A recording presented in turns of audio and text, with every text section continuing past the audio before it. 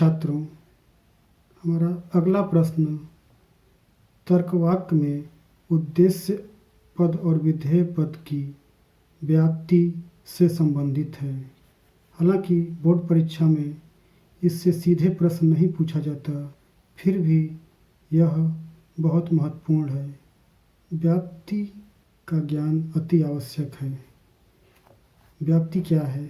जब किसी तर्कवाक्य में उद्देश्य पद एवं विधेय पद को उसके पूर्ण निर्देश में प्रयुक्त किया जाता है तो उस पद को व्याप्त या डिस्ट्रीब्यूटेड कहते हैं, और जब उसके निर्देश के एक अंश पर विचार किया जाता है तो वह पद अव्याप्त कहलाते हैं। तर्कवाक्य में पदों के व्याप्त या अव्याप्त होने के संबंध में दो नियम हैं।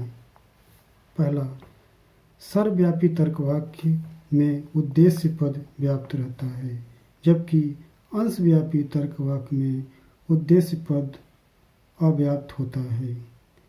दूसरा नियम है, स्वीकारात्मक तर्कवाक्य का विधेय पद अव्याप्त रहता है, जबकि निषेधात्मक तर्कवाक्य का विधेय पद अवश्य व्याप्त होता है। उपयुक्त दोनों नियमों के आधार पर चारों तर्कवाक्य ए, ई, आई और ओ की व्याप्ति या अव्याप्ति निम्नलिखित होगी। पहला, सर्वव्यापी तर्कवाक्य जिसका संकेतांक ए है में उद्देश्य पद व्याप्त होगा और विधेय पद अव्याप्त होगा। दूसरा तर्कवाक्य है सर्वव्यापी निषेधात्मक जिसका संकेतांक ई है, इसमें उद्देश्य पद और विधेय पद दोनों ही व्याप्त होते हैं। इसी प्रकार तीसरा तर्कवाक्य का नाम है अंशव्यापी स्वीकारात्मक, इसका संकेतांक है आई। इस तर्कवाक्य में उद्देश्य पद भी अव्याप्त होता है और विधेय पद भी अव्याप्त होता है, अर्थात आई तर्कवाक्य में उद्देश्य और विधेय दोनों ही पद अव्याप्त होते हैं। हमारा चौथा तर्कवाक्य है अंशव्यापी निषेधात्मक तर्कवाक्य जिसका संकेतांक ओ है। इस तर्कवाक्य में उद्देश्य पद तो अव्याप्त होता है किंतु विधेय पद व्याप्त होता है।